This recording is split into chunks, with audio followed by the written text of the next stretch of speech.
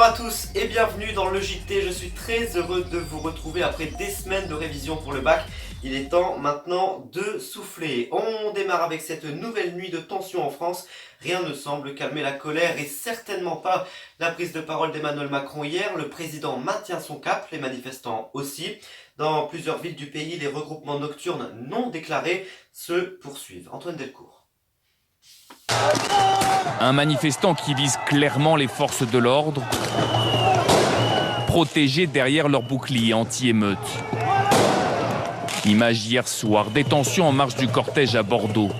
Ici, ces jeunes récupèrent des bouteilles en verre pour les jeter sur les policiers. Réaction en face, avec l'utilisation de gaz lacrymogène. Un peu plus tôt dans l'après-midi, une centaine de manifestants dans le centre-ville. Tous excédés par la réforme des retraites et par la méthode d'Emmanuel Macron. Je n'arrive pas à comprendre ce que c'est son objectif, si ce n'est jeter de l'huile sur le feu en fait. Comment il pourrait calmer les gens en disant que tout va bien, il se passe rien, de toute façon c'est lui qui décide. Là j'ai aménagé mes horaires de travail aujourd'hui pour pouvoir être présent, pour pouvoir montrer qu'on a des idées, qu'on a des valeurs et qu'on reste mobilisé. Des tensions aussi dans le nord-est de Paris, avec ici les forces de l'ordre qui repoussent des manifestants et journalistes. Quelques poubelles brûlées et une circulation bloquée dans le 9e arrondissement de la capitale.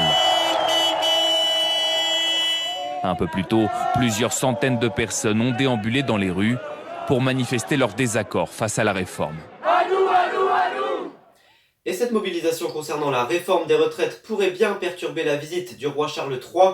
C'est en tout cas ce que prévoit l'Élysée. Le dîner prévu lundi soir à Versailles pourrait bien être déplacé. Les assistants royaux, ceux qui sont en charge du protocole, indiquent s'être rapprochés des autorités françaises pour s'adapter à la situation que traverse la France.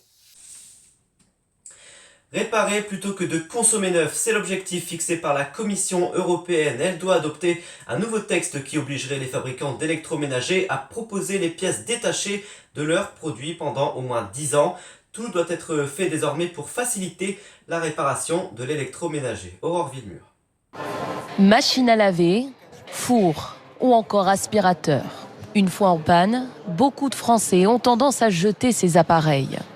Une mauvaise habitude que la Commission européenne compte bien changer en imposant aux fabricants la disponibilité des pièces détachées pendant 10 ans, contre 5 ans actuellement. Ça permet d'avoir un impact écologique beaucoup plus faible et donc de limiter les gaz à effet de serre. Et c'est moins cher à l'usage, il vaut mieux réparer plutôt que d'acheter du neuf à chaque fois. Un texte bon pour la planète et pour le portefeuille du consommateur, mais qui présente aussi ses limites. Selon cette spécialiste, il est également nécessaire de faciliter l'accès aux réparateurs, car les consommateurs n'en trouvent pas forcément.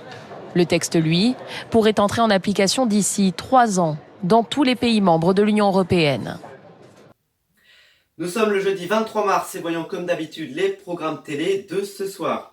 Sur TF1 à 21h10, l'épisode 3 de votre série Prométhée. Sur France 2, l'événement présenté par Caroline Roux. Sur M6, vous retrouverez Pékin Express à 21h10. Sur W9 à 21h05, Épouse-moi mon pote. À la même heure, sur TFX, Tattoo Cover, Sauveur de tatouage. Sur C-Star, vous retrouverez Au cœur de l'enquête. Sur TF1 Série Film, L'Arme Fatale 3 à 21h pile. Et sur l'équipe, une belle affiche Italie-Angleterre, affiche de foot comptant pour les qualifications à l'Euro, diffusée à partir de 20h45. Voilà, merci à vous d'avoir été au rendez-vous du JT. On se quitte avec un avant-goût du voyage que l'on fera demain en Chine, où on découvrira ces magnifiques champs de colza, si impressionnants qu'ils sont devenus une attraction touristique. Vous le verrez. Bon après-midi, à demain.